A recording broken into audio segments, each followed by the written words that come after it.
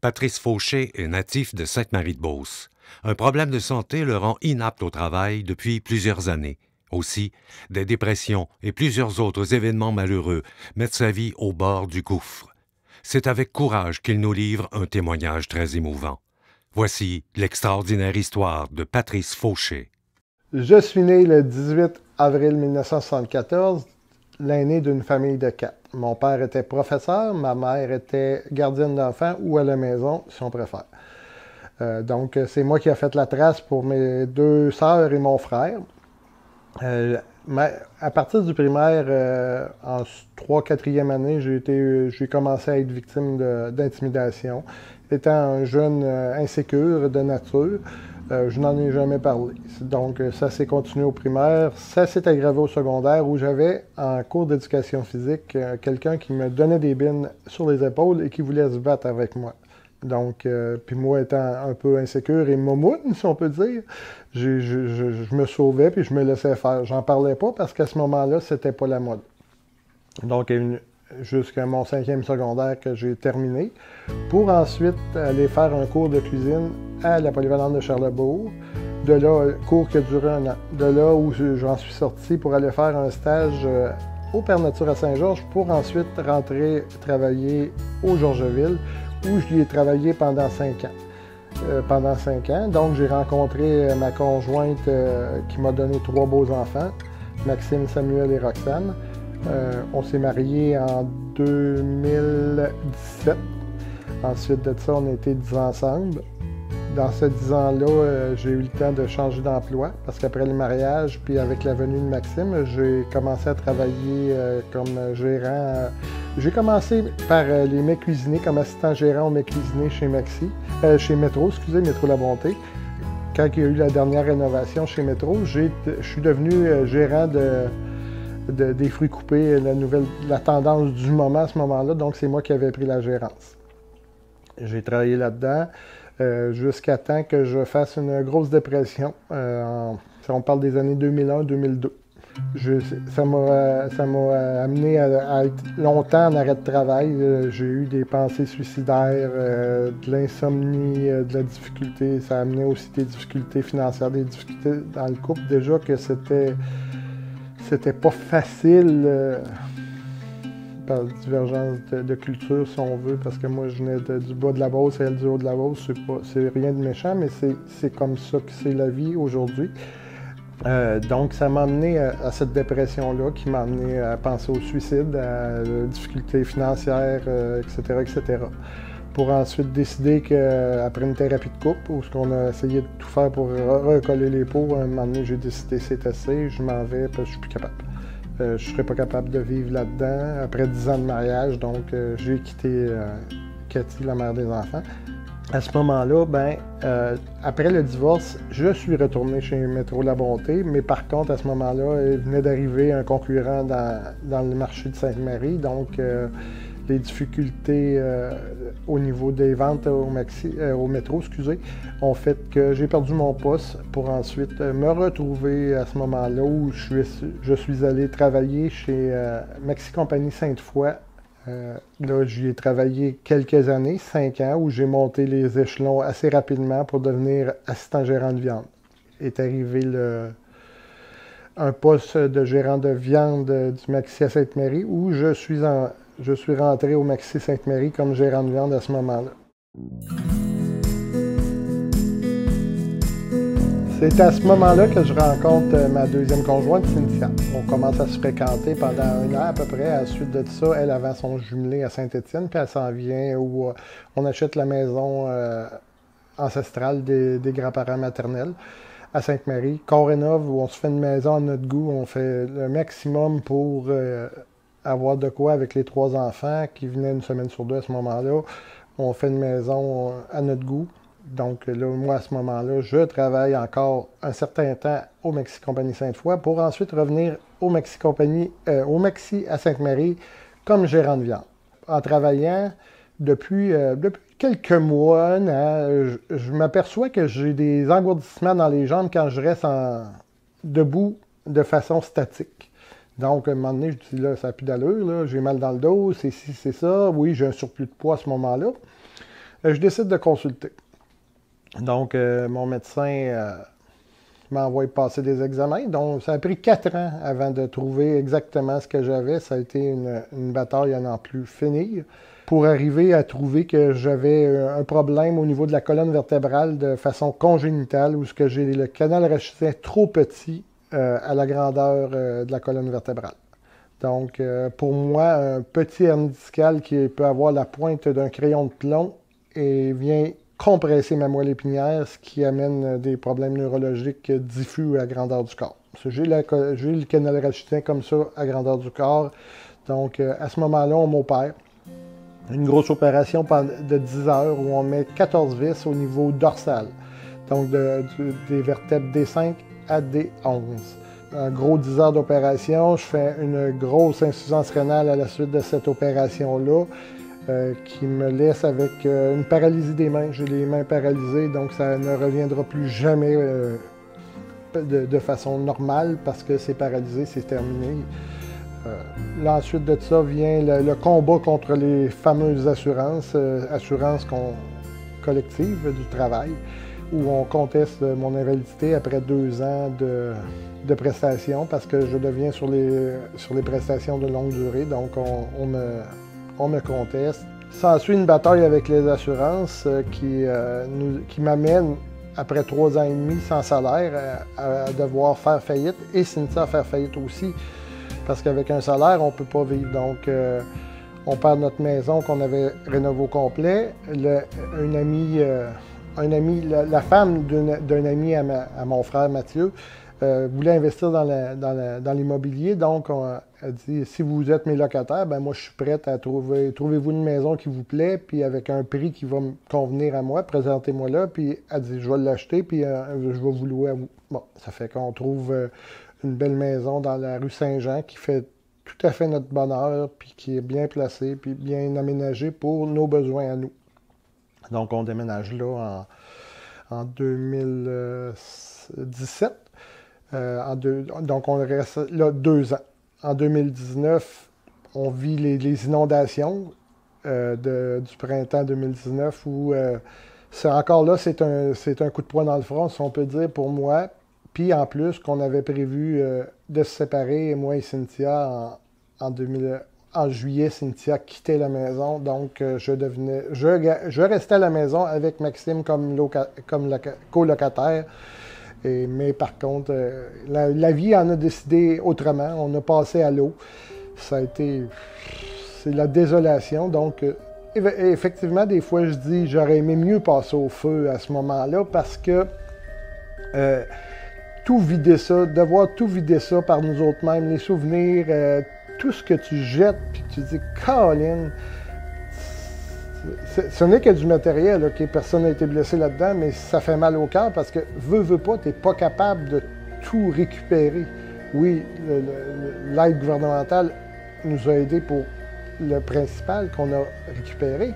Après l'inondation, mon frère a acheté la maison où on est présentement, où on fait le tournage. Ça fait en 2019.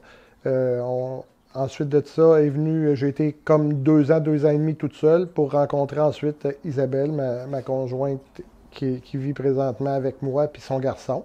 La vie a repris son cours. On essaye de sauver la vie.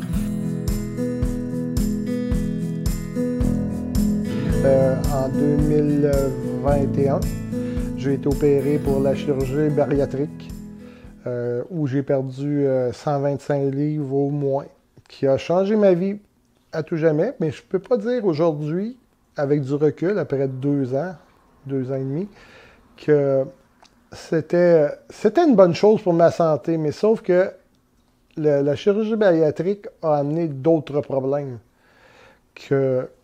Parce que, comme je lisais un article sur la chirurgie bariatrique qui disait que, docteur, on m'a opéré dans le ventre et pas dans la tête. Parce que la peur qu'on a, nous, souvent, la problématique que plusieurs personnes qui vivent en étant opérées pour une chirurgie bariatrique, c'est la peur d'engraisser. Donc, on ne mange plus, On remplace la nourriture souvent par des choses qui vont nous remplir, dont l'alcool. Donc, c'est un problème que moi, j'ai vécu. J'ai eu des problèmes de consommation. Donc, présentement, je suis en train de me prendre en main pour cette situation-là. Quand on voit la consommation d'alcool, elle apporte son lot de problèmes aussi à la personne et au niveau mental aussi. La chirurgie, et en plus que tu bois à outrance, ça amène un état dépressif assez fort. Donc, c'est ce que je vis présentement. Je suis en train de m'en sortir. Au moment où on tourne notre émission, ben ça va faire 14 jours aujourd'hui que je suis sobre. Parce que tantôt, je disais qu'abstinent, je n'aimais pas ça. Et je suis en attente aussi d'une thérapie de 21 jours fermée à Beauceville pour essayer de ramener, de combattre tout ce que j'ai pu subir dans toutes ces années-là. Si on part de 2013, où, à partir du moment où j'ai appris, où j'étais malade, où je suis tombé invalide, et la bagarre contre les assurances, les inondations, les aléas de la vie, tout ce qui s'est passé entre-temps, ça laisse des traces. On a bien beau se penser Wonder, tu sais, Superman, mais c'est pas vrai. On a tous besoin, moi, je pense. Puis, tu sais, je suis très ouvert dans ce que je vis parce que je me dis, oui, je le fais pour moi. En premier lieu, je le fais pour moi. Puis, honnêtement, c'est la première fois dans ma Moses de vie que je pense à moi. À 50 ans, je me fais un cadeau de penser à moi, où je vais travailler sur moi. Je dis à la face, je dis à ceux qui veulent l'entendre, que quand je vais rentrer en thérapie, ça sera pas beau, là, je m'excuse de ce que je vais dire, mais je vais me chier le corps. Je vais sortir toutes les frustrations, tout ce que j'ai vécu, parce que dans toutes ces étapes-là, après la chirurgie bariatrique, beaucoup de frustrations du passé, l'intimidation, la perte de la maison, la perte aussi d'arrêter de travailler. Quand j'ai arrêté de travailler, j'avais 33 ans. J'étais sur le bord, moi, de devenir probablement directeur de magasin. J'étais à l'orée d'aller faire la formation pour être assistant directeur et éventuellement devenir directeur de magasin. Ce qui m'aurait, pour ma sécurité financière pendant des années, oui, j'aurais travaillé, mais c'est quoi travailler? C'est la vie. Puis ça m'aurait permis de voir des gens à tous les jours, parce que moi, je suis une personne au public. Tout ça a fait que j'ai tout perdu. J'ai perdu tout avec du recul. Quand on regarde ce qui s'est passé depuis 2013, si on recule à 2013, où tout a commencé, j'ai perdu mes amis, j'ai perdu mes repères parce que je m'isole de plus en plus, parce que ce que ça amène, c'est les difficultés financières, c'est la honte, l'isolement, parce que tu te dis « Ah, Seigneur, ça n'a pas d'allure », puis toi, tu deviens dans un état second en tant que personne qui t'apporte « Oui, c'est vrai, j'ai toujours été une personne très festive ». Mais à un moment donné, quand la vie, il faut prendre conscience que quand on a un problème, quelque chose devient un problème dans notre vie, il faut prendre le taureau par les cornes, puis c'est pas donné à tous de le faire. Puis je pense pas que je suis meilleur que quelqu'un, mais sauf que j'ai eu un moment d'illumination, si je peux dire, de dire, ça s'est passé, je peux raconter comment ça s'est passé quand j'ai décidé que là, c'était assez, parce que ça a fait des vagues entre nos deux dans notre couple, parce que c'était vraiment, là, à un moment donné, ça n'avait pas d'allure, même au niveau financier, c'est incroyable les dégâts que ça fait. C'est un samedi après-midi, je vais pas bien, je vais vraiment pas bien, puis là, la semaine d'avant, le jeudi, j'ai eu la visite des policiers parce que je fais un discours menaçant envers moi-même. Certaines personnes, pour ne pas la nommer, ma blonde, agit envers les policiers en demandant de venir me rencontrer. Donc, il arrive ici 2 policiers vers la fin de l'après-midi qui viennent me rencontrer. Ils me demandent c'est quoi qui se passe, M. Fauché, on est là pour vous aider. Ou là, ça te donne un coup de poing dans le front, tu te dis « Hey man, c'est vrai que tu as un problème. » Là, c'est bien beau là, essayer de fighter, là, mais là, tu peux plus fighter. C'est la réalité, là, c'est les policiers. Là. Il faut que tu dises la vérité parce que les autres, ils s'en iront pas tant que tu ne diras pas la vérité puis que tu ne diras pas.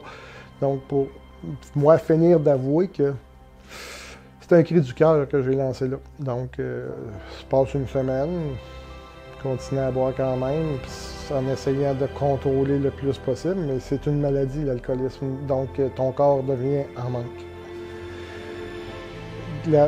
Lors de l'intervention des policiers, on m'avait donné j'avais parlé à une intervenante au téléphone, le 811 option 2, qu'elle m'avait fait répéter plusieurs fois.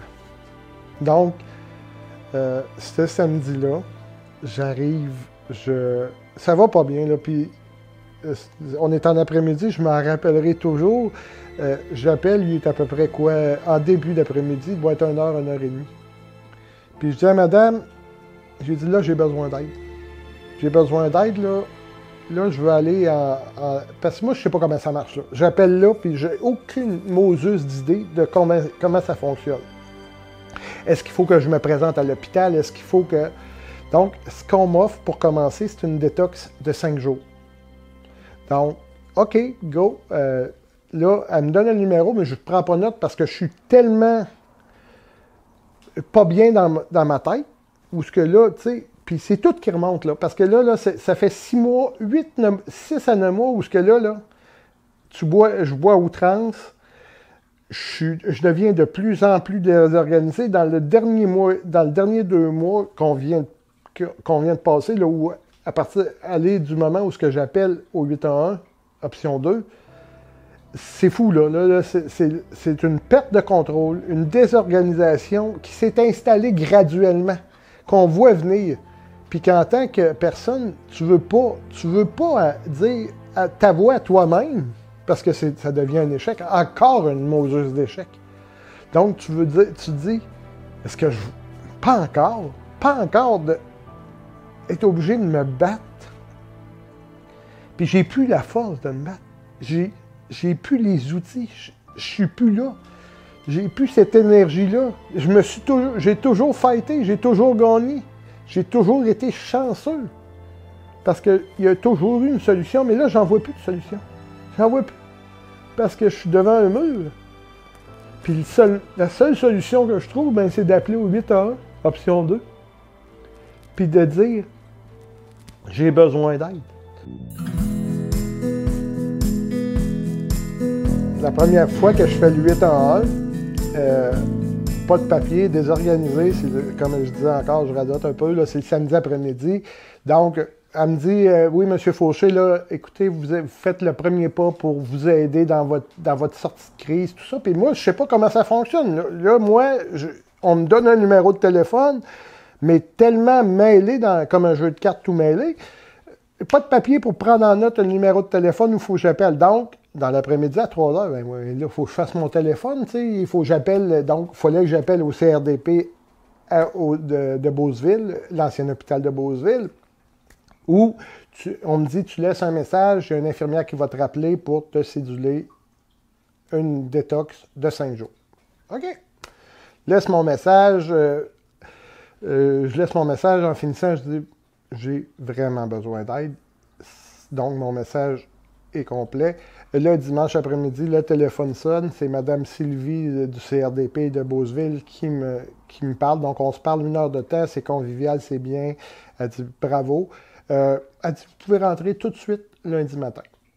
Ah, go, regarde. C'est comme ça. J'y vais, je fais mon 5 jours de détox où on me donne l'activant pour m'aider à atténuer les effets du sevrage de l'alcool. Donc, moi, je fais mon 5 jours, je ressors de là le vendredi suivant, donc je suis rentré le lundi, je ressors le vendredi. Ça va bien, j'ai 5 jours, c'est quand même relativement bien, où ce que tu te reposes, tu dors, tu apprends à vivre sans la boisson.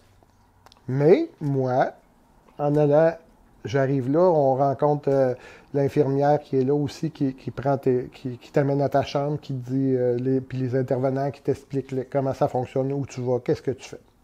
Mais, au CRDP, à Beauceville, on a 3 gros tableaux qui expliquent qu'est-ce que c'est la thérapie de 21 jours qu'on appelle semi-fermé parce que tu rentres le dimanche soir pour 7 heures et tu ressors le vendredi suivant pour 10 heures. Donc, tu as la fin de semaine chez vous, chez toi, avec ton monde. Tout de suite, ça me parle. Tout de suite, ça me parle parce que je me dis, en voyant ce qu'on travaille avec ces gens-là, ces intervenants-là qui sont là, puis en voyant ce qui est sur le tableau, puis ce qui est travaillé, j'ai dit, oh, ça c'est pour moi. Donc, après, ça fait une demi-heure que je parle avec l'infirmière, puis que je lui dis, garde, inscris-moi s'il vous plaît à la thérapie. Inscris-moi à la thérapie, demande ma place en thérapie, parce que qu'est-ce que je vois sur le tableau, ça me parle. C'est ce que moi, je pense que j'ai besoin. Oui, l'alcool, c'est génétique aussi, donc dans la famille des deux côtés, il y avait des gens qui avaient des problèmes de boisson. Et donc, veux pas, ça me suit.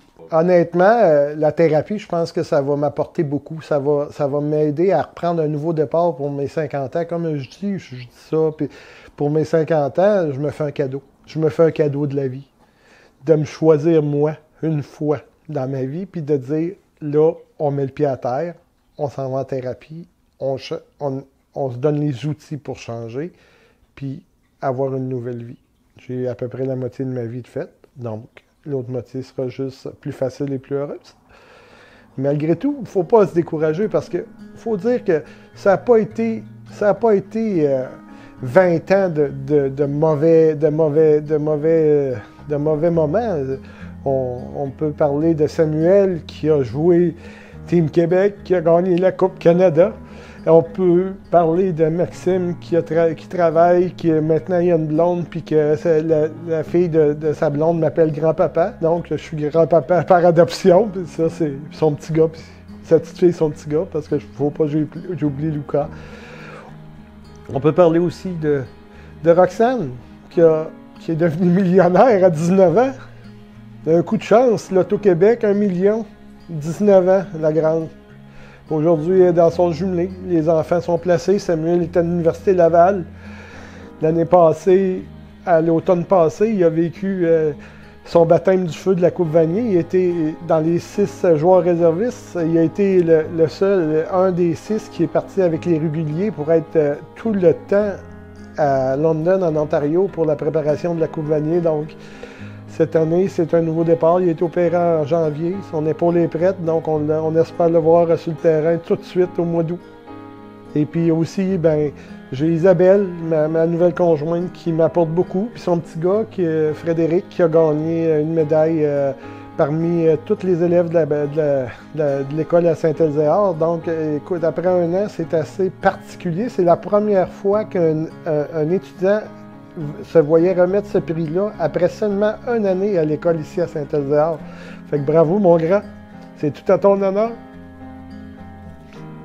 C'est ça. À la prochaine, puis c'est ça la vie. Patrice Fauché a terminé avec succès sa thérapie.